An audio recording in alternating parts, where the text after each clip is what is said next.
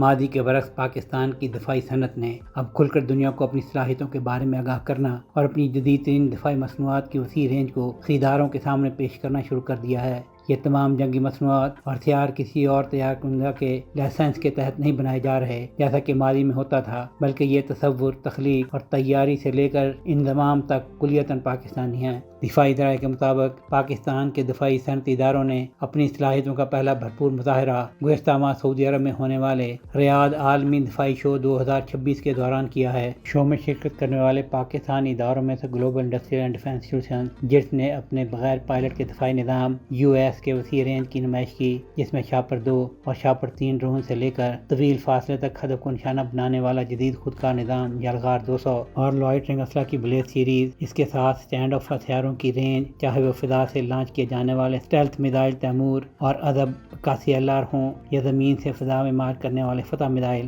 یا پھر فضا سے فضا اور زمین پر مار کرنے والے اسمیش میزائل کی سیریز ہو، یہ سب وہاں موجود تھے۔ اور ان کے علاوہ عزم میزائل سیریز کی رینج بڑھانے کے لیے کٹس اور ریبٹ الیکٹرانک امدادی اقدامات سسٹم EMS اور دیگر آلات بھی وہاں موجود تھے۔ دفاعی ساز و سامان کسی شو میں ہیوی انڈسٹریز ٹیسلا HIT نے اس کی جانب سے سعودی عرب ملٹری انڈسٹریز SAMI کے لیے مکمل طور پر اپنے وسائل سے بنائی جانے والی 155 mm 52 کیلیبر کی گاڑی پر نصب خودکار ہولڈر بھی پیش کی۔